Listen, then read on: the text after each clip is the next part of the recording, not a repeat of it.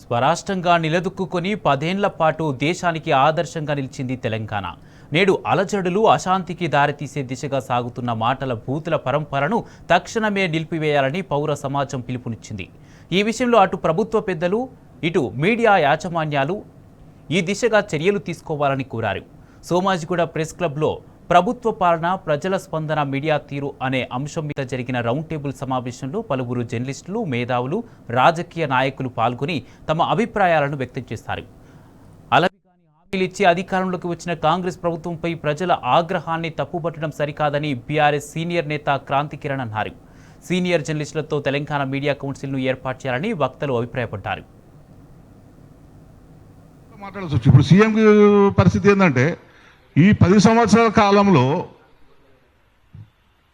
ఆయన తయారు చేసిన ఇవన్నీ ఎవరు తయారు చేసింది కాదు, ఆయన తయారు చేసింది. ఆ పురుడునప్పుడు ఇప్పుడు వస్తున్నాయి ఆయనకు. ఆయన తయారు చేసిన ఇవన్నీ ఎవరిని ఎట్లా తిట్టాలి, ఎవరిని ఎట్లా తినాలి. ఎందుకంటే సరే ఇప్పటి వరకు తెలంగాణలో కేసీఆర్ గారిని, వాళ్ళ కుటుంబాన్ని తిట్టిరా.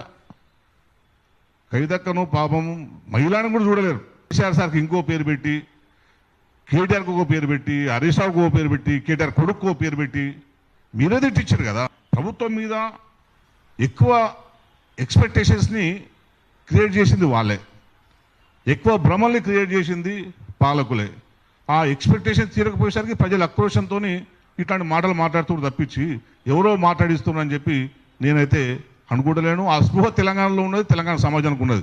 హైడ్రా వచ్చిన తర్వాత ఎవరికి వారుగా మండెత్తిపోయడం, దుమ్మెత్తిపోయడం అది ఎవరు చెప్పిరని అయితే నేను అనుకోవట్లేదు.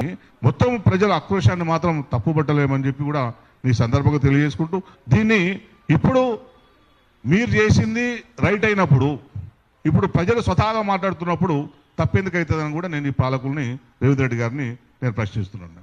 ప్రజల ఆక్రోశం ఉంది, కోపం ఉన్నది, మీరు చేయండి, వాళ్ళని సాటిస్ఫై చేయండి. ప్రజలకు ఏం హామీలు ఇచ్చిర్రో, ప్రజలకు ఏమేమి చెప్పిర్రో ప్రజలకు అవి చేయండి. మిమ్మల్ని ఎందుకు తిరుగుతారు? మిమ్మల్ని దేవుడు అంటారు. ఇప్పుడు కేసీఆర్ గారిని చాలామంది కేసీఆర్ రావాలని ఎందుకు అంటున్నారు? మీకంటే బాగా చేసింది కనుక కేసీఆర్ గారు రావాలనుకుంటారు. ప్రజలు తీవ్ర అసంతృప్తి ఉన్నారు. ఆ అసంతృప్తిని మీరు ఎట్ట చల్లారుతో ప్రయత్నం చేయండి.